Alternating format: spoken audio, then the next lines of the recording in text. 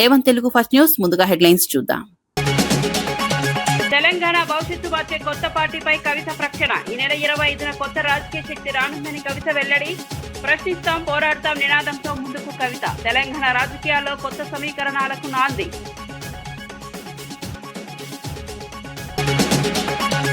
రాధాకృష్ణ వ్యాఖ్యలపై గుడివాడ అమర్నాథ్ ఘాటు విమర్శలు. మావిగన్ పై తప్పుడు ప్రచారం చేస్తున్నారని ఆరోపణ.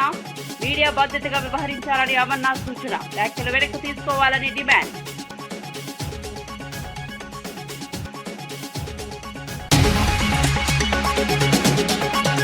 మెట్రోలో సామాన్యుడిగా ప్రయాణించిన మంత్రి జూపల్లి. ప్రోటోకాల్ పక్కన పెట్టి క్యూలో నిలబడి టికెట్ కొనుగోలు. ప్రయాణికులతో కలిసి రద్దీలో నిలబడి ప్రయాణం. మంత్రి సరళపై ప్రశంసలు వెల్లువెత్తిన ఘటన.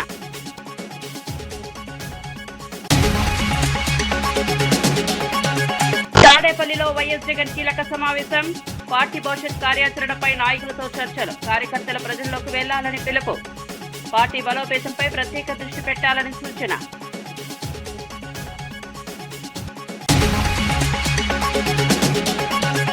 ట్రంప్ వ్యాఖ్యలపై ఓవైసీ తీవ్ర ఖండన. ఇరాన్పై వ్యాఖ్యలు ఉద్రిక్తతకు దారితీస్తాయని హెచ్చరిక. యుద్ధం వల్ల సాధారణ ప్రజలే నష్టపోతారని వ్యాఖ్య. శాంతి చర్చలు కొనసాగించాలని ఓవైసీ సూచన.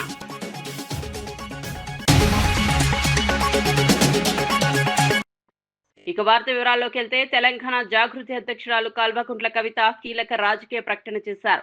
ఈ నెల 25న తెలంగాణ చరిత్రను, భవిష్యత్తును ప్రభావితం చేసే కొత్త పార్టీ ఆవిర్భవిస్తుందని వెల్లడించారు.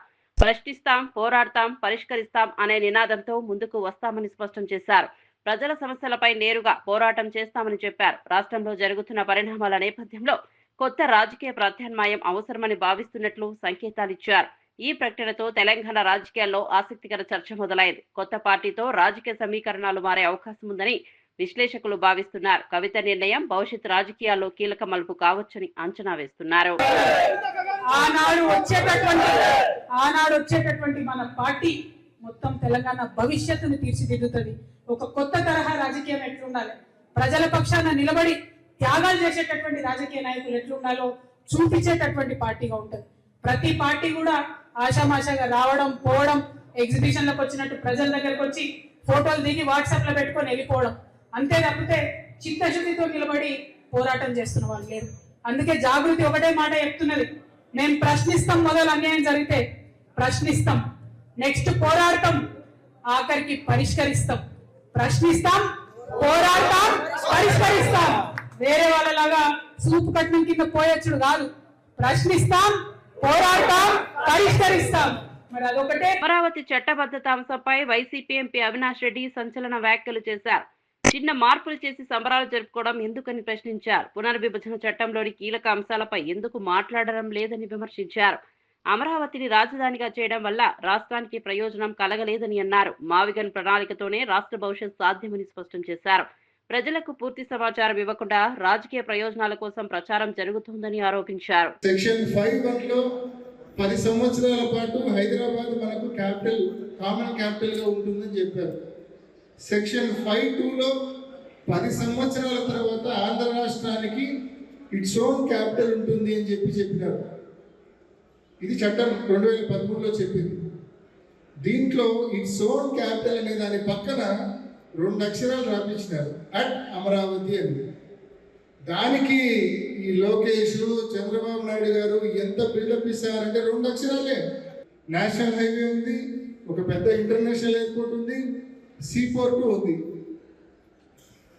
ఇదంతా ఒక క్లస్టర్గా ఫామ్ చేసి మావిగన్ అని నామకరణం, మావిగన్ కాకుండా ఇంకే పేరైనా పెట్టుకోండి, మీ ఇష్టం, పేరు ఏదైనా పెట్టుకోండి.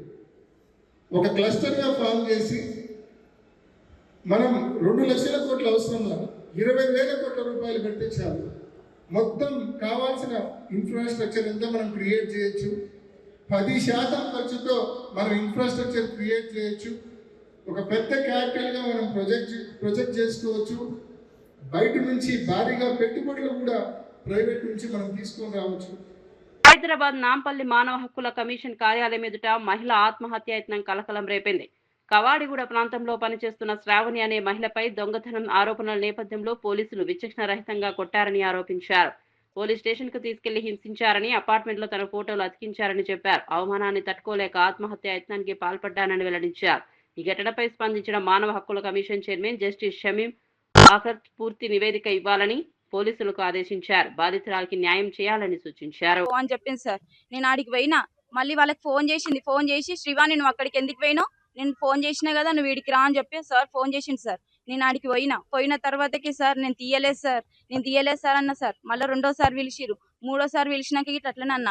మళ్ళీ వాళ్ళకి ఏం చెప్పింది, దాన్ని పిలిస్తే అది వస్తలేదా, నా దగ్గర సొసైటీలోకి పిలిస్తే బి బ్లాక్ 1307కి రామంటే వస్తలేదు, ఈ బ్లాక్ 404కి పోయింది అని చెప్పి అన్నది సార్. నేను అన్న మళ్ళీ మేడం మీరేమైనా పోయినా కానీ మళ్ళీ నా మీద అంటారు, పోలీస్ స్టేషన్లోనే మాట్లాడతాం మేడం, నేనేం మాట్లాడాను అని చెప్పిన సార్. చెప్పంగానే ఆమెమన్నది, సరే నేను చూసుకుంటాలే, నేను ఇప్పటి వరకు సీరియస్ కాలే, ఇప్పుడు నేను సీరియస్ అయితే నేను మీద కంప్లైంట్లు ఇయ్యలే, నేను ఇప్పుడు నేను కంప్లైంట్ ఇస్తా అని చెప్పి ఆ రికార్డింగ్ కూడా నా దగ్గర ఉంది సార్. ఆ రికార్డింగ్ పోయి పోలీసు వాళ్ళకి వినిపిస్తే పోలీసు వాళ్ళు ఏమన్నారు, పెద్ద వాళ్ళది రికార్డింగ్ చేస్తామని చెప్పి నన్ను శనివారం సాయంత్రము 4 గంటల నుంచి 7 గంటల వరకు కొట్టిరు సార్. 40 నుంచి 30 దెబ్బల వరకు కొట్టి నన్ను నడిపించుకుంటూ కొట్టిరు సార్. నేను తీయలేదు సార్, తీయలేదు అన్నా గానీ తీయలేదు, నువ్వు పెద్దోళ్ళతో పెట్టుకుంటావా మేడం, ఫోన్ రికార్డింగ్ చేస్తావా అని చెప్పి నన్ను మస్తు కొట్టిరు సార్. బేవస్ కూడా అయినా కానీ నీళ్ళు చల్లి మరీ కొట్టిరు సార్, చొంపల మీద కొట్టిరు. ఒక 2 కానిస్టేబుల్, ఒక మేడం శ్రీవాణి అని ఉంటది, ఆమె నా కాళ్ళ మీద నిలబడ్డది, ఇంకొక ఆమె నన్ను బెల్టులు తీసుకొని కాలు కట్టేసి కొట్టిరు. సరే ఈ దెబ్బలకు నేను ఏగలేకపోతున్నా, నాకు ఊరేసేసానంటే నెక్స్ట్ అదే చేస్తేనే నేను చూడు నువ్వు నీ బతికెంత నువ్వెంత అని చెప్పి నన్ను కొట్టుకుంటా గలంజే అనుకుంటా తిట్టుకుంటా మరీ నన్ను కొట్టింది సార్. నేను ఇప్పటి వరకు నేను ఏం తప్పు చేయలే అని చెప్పి నా నెక్లెస్ ట్రైల్లో కూడా పోయి సార్ మొత్తం మాకు చెక్కింగ్ ఉంటుంది సార్, మిషన్లు ఉంటాయి సార్. 5 ఏళ్ళు అయితే నేను పనిచేసి ఇప్పటి వరకు ఇట్లా వాళ్ళ దగ్గర లేదు. సొసైటీలో మొత్తం నిన్న నా ఫోటో పెట్టి సొసైటీలో మొత్తం ఈ అమ్మాయి దొంగతనం చేసిందని చెప్పి మొత్తం సొసైటీలో మొత్తం రాకుండానే చేసింది సార్. నేను ఈ పని ఆ పని చేసుకొని బతుకుతాం సార్. ఆ లోపల ఆ మొక్క దాంట్లోకే పోవాలా, వేరే దగ్గర రావద్దని చెప్పి ముగ్గురిని అట్లనే చేసింది సార్. వాళ్ళ రికార్డింగ్ కూడా నా దగ్గర ఉన్నాయి సార్. నన్నే కాదు రాణి అన్నట్టు ఆమెని, మధుర అన్నట్టు ఆమెని, ఇంకొక ఆమెను కూడా అట్లనే చేసింది సార్. నెక్స్ట్ కూడా నేను అట్లనే వస్తున్నా లోపలికి అని చెప్పి నన్ను కూడా లోపల రాకుండానే చేసింది సార్. ఆమె 1307 ఇంద్ర మేడం సార్, ఇక బి బ్లాక్ ఇంద్ర మేడం. వాళ్ళు ఏం జాబ్ చేస్తారో ఏమో తెలియదు సార్. వాళ్ళ ఇంట్లో పని చేస్తే నన్ను ఎన్ని సార్ 5 ఏళ్ళ నుంచి చేస్తున్నా సార్ వాళ్ళ ఇంట్లో. నేను మెడల్ వేసుకున్న మంగళసూత్రం ఏమో తెలియదు సార్. వాళ్ళ చెల్లెదన్నది, తర్వాతకి ఏమన్నది, మా చెల్లె వాళ్ళ మరిది మంచోడు కాదు అని అన్నది. అన్న తర్వాతకి మేడం నువ్వు నాకు 3500 ఇచ్చినావు, వేరేటోళ్ళకి 5000 ఇచ్చినావు అని అన్న.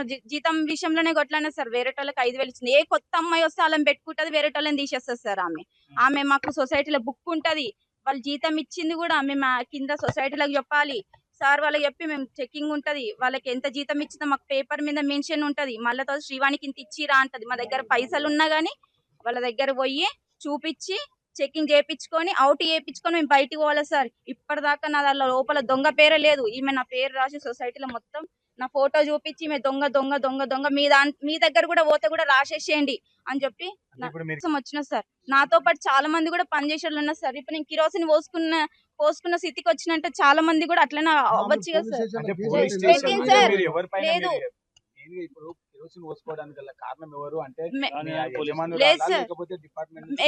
సార్, నాకు పోలీస్ స్టేషన్ లో వీడియో కాల్ చేసుకుంటా, మేడం కి వీడియో కాల్ చేసుకుంటా నన్ను కొట్టిరు సార్. లంజే గింజ అనుకుంటా మేడం కి ఫోన్ చేసుకుంటా వీడియో కాల్ చేసుకుంటా కూడా నన్ను కొట్టిరు. దాని లోపలనే కూర్చోబెట్టారని ఎన్ని గలీజ్ మాటలు అన్నారు తెలుసా సార్. నన్ను మస్తు హింసించారు సార్. సార్ నాకు నేను ఆమె దగ్గర చెయ్యలేదు, ఆమె వస్తువు నాకు తెలియదు, ఆమె ఎన్ని గ్రాములు ఉందో ఇప్పటి వరకు నాకు పోలీసు వాళ్ళు చెప్పలేదు. ఉట్టి పుస్తలు తాడే అన్నారు. పోలీసు వాళ్ళు చెప్పకుండా నన్ను మస్తు కొట్టిరు సార్. పిల్లలు నా దగ్గరకు వస్తే పిల్లల్ని కూడా పోండి అని చెప్పి ఎలగొట్టి నన్ను దాన్ని ఎందుకు సార్, నన్ను కొట్టినాక కానిస్టేబుల్ మేడంలు బయటకు వెళ్ళిపోయారు సార్. నేను ఒక్కదాన్ని నన్ను లోపల పెట్టిరు, ఎవ్వరు లేరు. నా కేసు బుక్ చేయనప్పుడు నన్ను కొట్టిరు సార్. తర్వాత కేసు బుక్ చేసి 2 తారీఖు మాజీ మంత్రి గుడివాడ అమర్నాథ్ మీడియా అధినేత రాధాకృష్ణపై తీవ్ర విమర్శలు చేశారు. మావిగాన్ ప్రతిపాదనను తప్పుదోవ పట్టించేందుకు తప్పుడు వ్యాఖ్యలు చేస్తున్నారని ఆరోపించారు. జర్నలిస్టు నుంచి పత్రికా వేదిక ఎదిగిన విధానంపై ప్రశ్నలు లేవనెత్తారు. గతంలో కలిసి పనిచేసిన వారిని అడిగితే నిజాలు బయటపడతాయని అన్నారు. ప్రజలను తప్పుదోవ పట్టించేలా వ్యాఖ్యలు చేయడం సరికాదని హెచ్చరించారు. వెంటనే ఆ వ్యాఖ్యలను వెనక్కు తీసుకోవాలని చేశారు.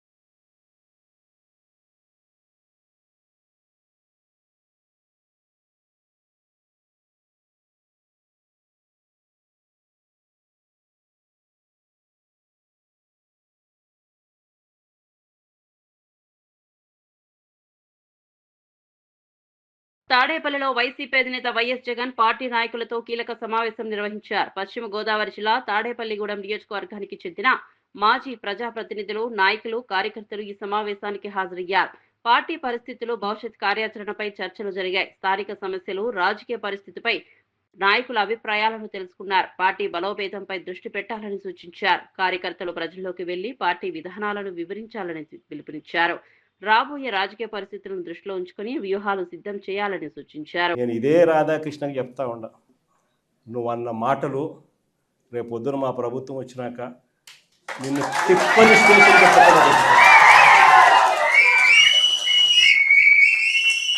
వైఎస్ఆర్సీపీ శ్రేణులను, వైఎస్ఆర్సీపీ కార్యకర్తల భార్యలంటే నీకు అంత అలుసుగా కనిపిస్తా ఉందా రాధాకృష్ణ అని చెప్పి నేను చెప్తాను. ఎవరికైనా వాళ్ళకైనా భార్యలు ఉంటారు, వారి భార్యలను ఉద్దేశించి మనలో ఎవరైనా కానీ మనమైనా కూడా అలా మాట్లాడితే వాళ్ళకి నచ్చుతుందా? ఎవరికి నచ్చదు. నచ్చినప్పుడు అలాంటి మాటలు మాట్లాడేదానికి కనీసం అలాంటి మాటలు మాట్లాడినప్పుడు తప్పు అని చెప్పి కనీసం ఈ నాయకులన్నా చెప్పాలి కదా. ఈ చంద్రబాబు నాయుడు చెప్పడు, ఈ లోకేష్ చెప్పడు, ఇలా దత్తపుత్రుడు చెప్పడు. ఎంత సిగ్గు లేకోకుండా ఆ రాధాకృష్ణ తప్పుడు మాట్లాడితే ఆ తప్పుడు మాటలకు సమర్థిస్తారు వీళ్ళంతా. ఈ స్థాయికి రాజకీయాలు దిగజారిపోతే రేపు పొద్దున ఈరోజు సోషల్ మీడియాలో ఎప్పుడెప్పుడో కమెంట్లు పెట్టినవి అన్నీ తీసుకొని వచ్చి పిల్లలందరినీ తీసుకొని వచ్చి స్టేషన్ల చుట్టూ తిప్పుతున్నారు, జైళ్ళల్లో పెడతా ఉన్నారు, కోట్ల చుట్టూ తిప్పుతూ ఉన్నారు, కొడుతున్నారు. ఇదే రేపు పొద్దున ఆంధ్రజ్యోతి రాధాకృష్ణ కూడా రేపు పొద్దున ఇదే జరుగుతుందని ఖచ్చితంగా చెప్తాము.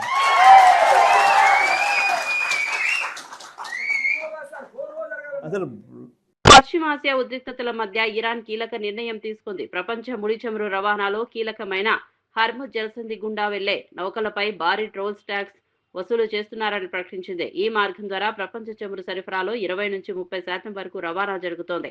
యుద్ధం ఆపాలంటే తమపై ఉన్న ఆర్థిక ఆంక్షలు ఎత్తివేయాలని, ఇజ్రాయెల్ దాడులు నిలిపివేయాలని షరతులు పెట్టింది. ఈ నిర్ణయం ప్రపంచ మార్కెట్లపై ప్రభావం చూపే అవకాశం ఉంది. భారత్ వంటి దేశాల్లో పెట్రోల్, డీజిల్ ధరలు పెరగొచ్చని నిపుణులు హెచ్చరిస్తున్నారు. అంతర్జాతీయ వాణిజ్యంపై కూడా ప్రభావం ఉండొచ్చని అంచనా వేస్తున్నారు.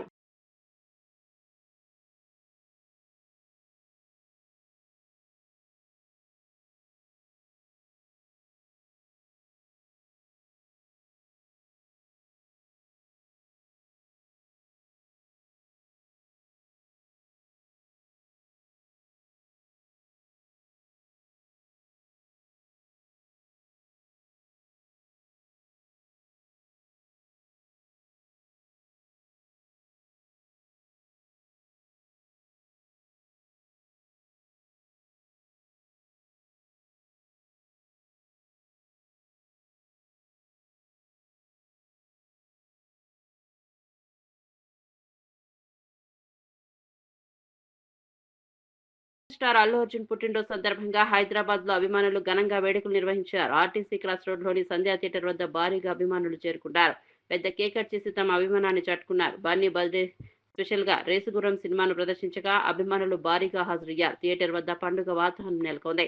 తమ అభిమాన హీరో మరిన్ని విజయాలు సాధించాలని కోరుకున్నారు. అభిమానుల ఉత్సాహం సోషల్ మీడియాలో కూడా వైరల్ గా మారింది. Birthday, so we all want to wish him many more happy returns of the day. Icon star, our stylish star, love you. Allu Arjun, youth icon, chukenga right sala. Happy birthday, Icon star. It's the birthday of Icon star. You came to watch the movie. Race Guram re-release Sandhya posters unta baagundedi. Happy birthday, Allu Arjun, I love you. Icon star. Jai Bande. Happy birthday icon star, మీ long life కి మేము కోరుకుంటున్నాం. After so many years, the movie was released. Race Gurram. Lovely movie, lovely experience. Thanks a lot. Thank you. Arjun's birthday we came to Race Guram movie when it was released in 2018. The same movie we saw it now and it was very beautiful. On the occasion of Allu Arjun birthday we came. Only one thing we have to say, happy birthday Allu Arjun sir. Icon Allu Arjun birthday. First of all, I am wishing my Allu Arjun birthday today. Happy, wish you many more happiness of the day. मैं अल्लू अर्जुन का बड़ा fan हूँ. I am the डायट fan of the Allu Arjun. ऐसे आप बहुत कुछ movies निकालना. तुम्हारा हेयर स्टाइल के लिए पूरा वर्ल्ड पूरा फेमस है. And your dressing is so excellent. You are the star of the trending. భారత రిజర్వ్ బ్యాంక్ ద్రవ్య పరపతి సమీక్షలో కీలక నిర్ణయం తీసుకుంది. రిపో రేటును 5.25% యథావిధంగా కొనసాగుతున్నట్లు గవర్నర్ సంజయ్ మల్హోత్రా ప్రకటించారు. భౌగోళిక రాజకీయ ఉద్రిక్తతలు, ఇంధన ధరల పెరుగుదల వంటి సవాళ్లు ఉన్నప్పటికీ ద్రవ్యోల్బణాన్ని నియంత్రించేందుకు నిర్ణయం తీసుకున్నట్లు తెలిపారు. ఈ నిర్ణయంతో బ్యాంక్ లోన్లపై ఈఎంఐలు పెరగకుండా సామాన్యులకు ఉపశమనం లభించింది. ఆర్థిక వ్యవస్థను స్థిరంగా ఉంచడమే లక్ష్యమని ఆర్బీఐ పేర్కొంది. I shall now briefly state the rationale for these decisions of the MPC.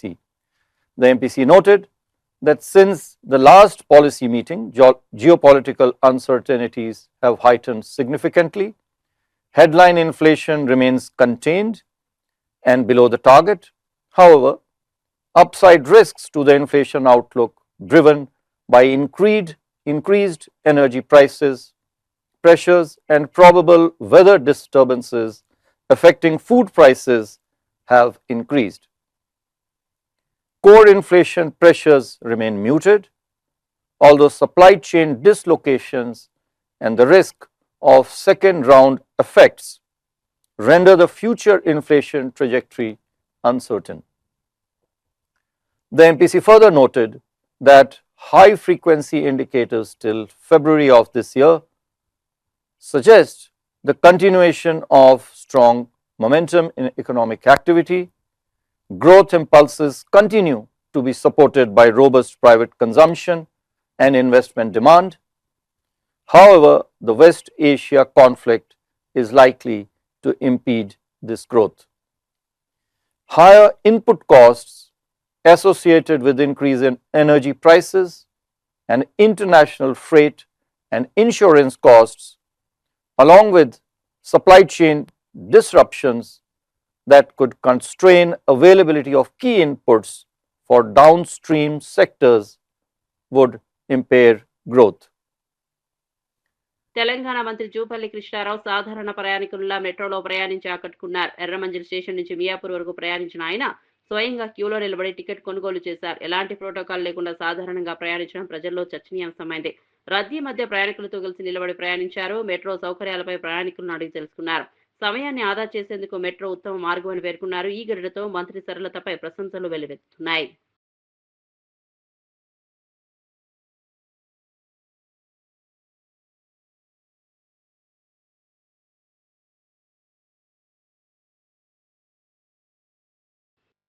అమరావతిలో 30 కోట్ల వ్యయంతో నిర్మించిన ఏపీసీ వీపీసీఏ సీసీఎల్ కార్పొరేట్ కార్యాలయాన్ని మంత్రి గొట్టిపాటి రవికుమార్ ప్రారంభించారు. ప్రజలకు నాణ్యమైన విద్యుత్ సరఫరా అందించడం ప్రభుత్వ లక్ష్యమని తెలిపారు. విద్యుత్ ఛార్జీలు పెంచకుండా సేవలను మెరుగుపరుస్తున్నామని చెప్పారు. రాష్ట్ర వ్యాప్తంగా లో వోల్టేజీ సమస్యలు నివారించేందుకు కొత్త సబ్స్టేషన్ నిర్మిస్తున్నట్లు వెల్లడించారు. రికార్డు స్థాయిలో విద్యుత్ ఉత్పత్తి జరుగుతోందని పేర్కొన్నారు. భవిష్యత్తులో విద్యుత్ రంగంలో మరిన్ని అభివృద్ధి కార్యక్రమాలు చేపడతామని తెలిపారు. ఈ ప్రాజెక్ట్ రాష్ట్ర భవిష్యత్ వ్యవస్థను మరింత బలోపేతం చేస్తుందని అధికారులు భావిస్తున్నారు. Good morning to everyone. My name is I am studying in 9th class. I am studying in Contadi Pratikedi Corporate School.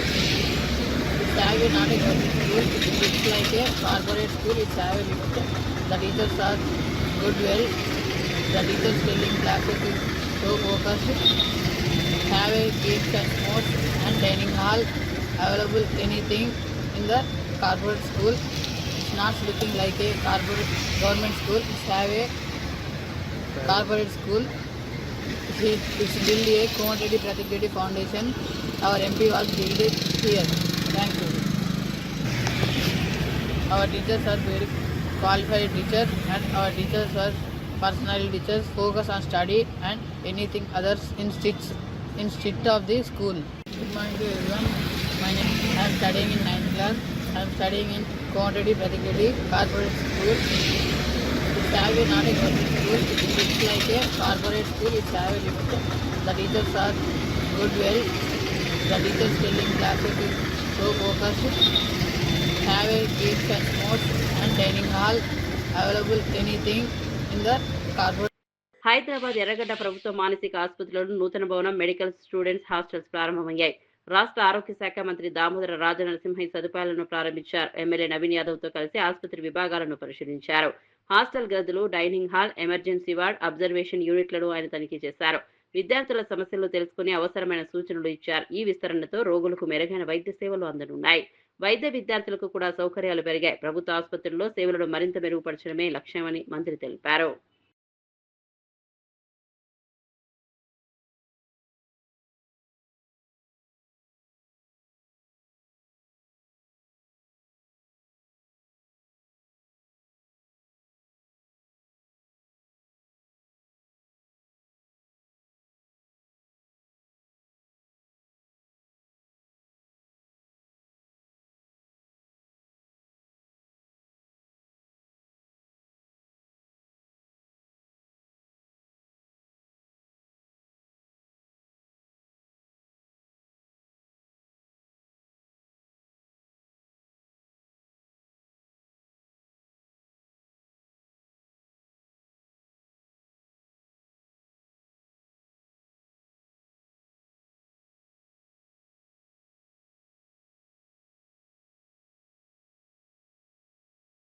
America అధ్యక్షుడు ట్రంప్ చేసిన వ్యాఖ్యలపై హైదరాబాద్ ఎంపీ అసదుద్దీన్ ఓవైసీ తీవ్రంగా స్పందించారు. ఇరాన్ నాగరికతను అంతం చేస్తామని చెప్పడం అనవసర ఉద్రిక్తతకు దారితీస్తుందని విమర్శించారు.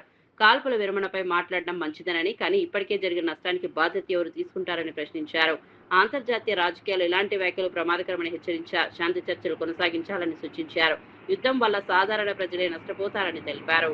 लाइन में खड़ा है, कोई क्लू नहीं है किसी के पास, तो इसमें क्लैरिटी लाने की बेहद ज़रूरत है और हम उम्मीद करते हैं कि इलेक्शन कमीशन ऑफ इंडिया चुनाव से पहले जल्द से जल्द एक ट्राइब्यूनल बनेगा और वो जितना जल्दी हो सके इन केसेस को डील करके, ताकि वोट डालने का राइट एक कॉन्स्टिट्यूशनल राइट है, उनको मिल सके। सर, जो सीज फायर हुआ है ईरान और अमेरिका के सीज फायर हुआ, उसको कैसे आप देख रहे हैं? देखिए, ये बड़ा डेलिकेट सीज फायर हुआ है और हमारा मानना यह है कि हालिया सालों में एक तो रशिया यूक्रेन का क्राइसिस हुआ, फिर इजराइल ने 7 अक्टूबर के बाद जेनोसाइड गाजा में किया, तीसरा ये इजराइल और यूएस ने मिलकर ईरान पर हमला किया। इन तीनों को आप देखेंगे तो भारत एक ग्लोबल साउथ की एक बहुत बड़ी आवाज़ है और भारत हमेशा सबसे ताल्लुकात अच्छे रखकर भी जहाँ पर अमन की बात आती थी वो एक तारीखी रोल हमने अदा करते आए हैं। मगर मैं फिर से इस बात को दोहरा रहा हूँ कि प्रधानमंत्री का इजराइल का दौरा, उसका टाइमिंग बहुत गलत था और चौथी बात यह है कि ये आप देख लीजिए कि इनको रिव्यू करना पड़ेगा। हम तो हमेशा इम्पार्शल रहे और हम में इतनी एबिलिटी थी कि हम दो ममालिक अगर जंग कर रहे तो उनको बिठाकर हम बात कराते थे बगैर किसी का साइड लिए। तो ये हमको लगता है कि नरेंद्र मोदी की सरकार को ये स्टॉक टेकिंग करना पड़ेगा, रिव्यू करना पड़ेगा कि आखिर क्या वजह है कि एक पड़ोसी मुल्क जहां से हमेशा हमको तंग किया जाता है। తెలంగాణ భవిష్యత్తు వచ్చే కొత్త పార్టీపై కవిత ప్రకటన. ఈ నెల 25న కొత్త రాజకీయ శక్తి రానుందని కవిత వెల్లడి. ప్రశ్నిస్తాం, పోరాడతాం నినాదంతో ముందుకు కవిత. తెలంగాణ రాజకీయాల్లో కొత్త సమీకరణాలకు నాంది.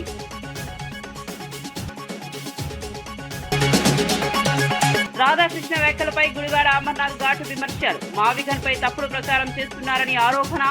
మీడియా బాధ్యతగా వ్యవహరించాలని అమర్నాథ్ సూచన. వ్యాఖ్యలు వెనక్కి తీసుకోవాలని డిమాండ్.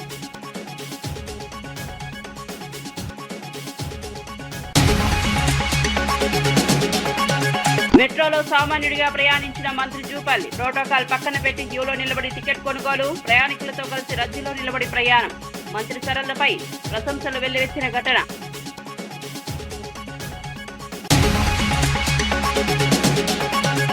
తాడేపల్లిలో వైఎస్ జగన్ కీలక సమావేశం.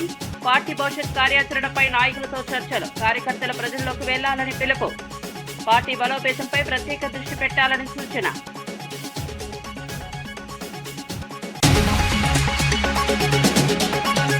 ట్రంప్ వ్యాఖ్యలపై ఓవైసీ తీవ్ర ఖండన. ఇరాన్పై వ్యాఖ్యలు ఉద్రిక్తతకు దారితీస్తాయని హెచ్చరిక. యుద్ధం వల్ల సాధారణ ప్రజలే నష్టపోతారని వ్యాఖ్య. శాంతి చర్చలు కొనసాగించాలని ఓవైసీ సూచన.